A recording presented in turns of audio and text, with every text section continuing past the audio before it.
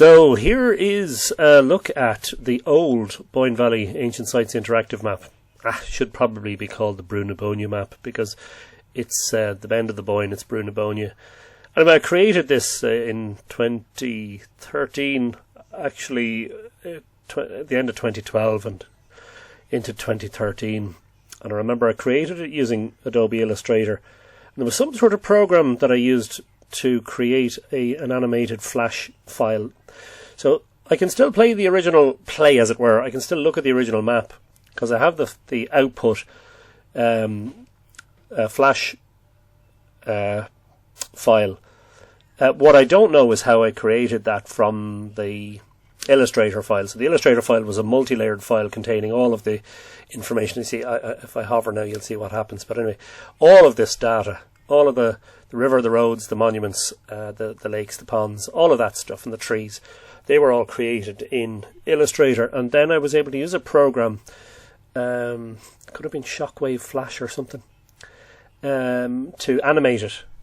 Anyway, this was the result. When you went to the Mythical Ireland website and you went to the interactive map, you just had to hover over something like the River Boyne there and the label came up. So that's what this box is for. This box is for the information. Anything you hover over should present information in the box, so other than trees, of course. I mean, even the roads, modern roads, There's Nouth, there's Newgrange, there's Douth, there's Site Q, the Douth Henge, there's Site A, Mound and Henge.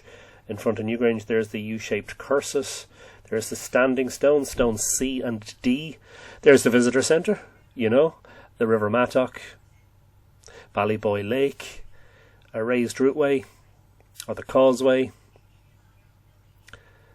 Site M, Site N ring fort, Site R ring fort, D-shaped or subrectangular enclosure, feature there, Rossnery. Now, this is out of date because, of course, especially since 2018, there's a lot more to be added to it. For instance, down here, Drone Henge and Site LP2, two further henges. Here, the Riverside henges here, LP1, plus a whole smattering of new, the Great Palisade, the four-poster, etc., plus the four posters that Steve Davis has identified in his surveying. So, plus, of course, the passage to him under Douth Hall. There's Mounds I and J, which are in the back garden of Douth Hall, but there's another one to be added there, and the megalithic art that was found there. So yeah, there's a lot more to be added to it. So I'd love to do an updated version of it for the website. I remember this being a lot of work at the time, and of course it was totally a hobby to do it. Didn't have any funding to do it, or didn't have any help. Did it all myself. Figured out the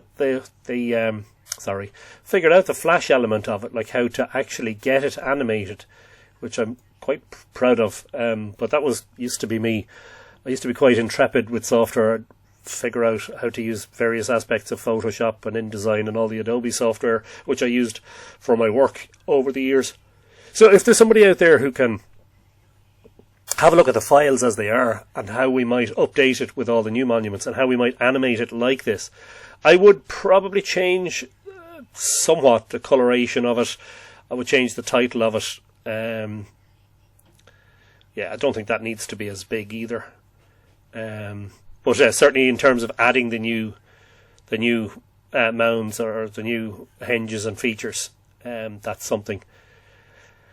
Adding those in Illustrator would be one thing, but animating the whole thing again, I've completely forgotten how I did that. It's so many years now. It's 11 years since I used that software. And I think it's unfortunate because I'd really love the new Mythical Ireland website to have something like this, just like that, an interactive map where you can hover over the various sites and get information about them, and maybe create more information, because actually it's not comprehensive.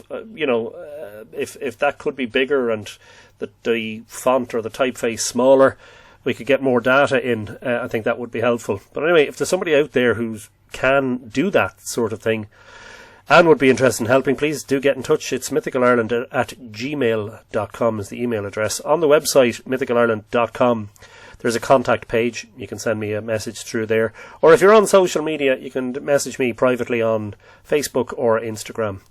And it's at Mythical Ireland on those. So, yeah, I look forward to hearing from you. Thanks.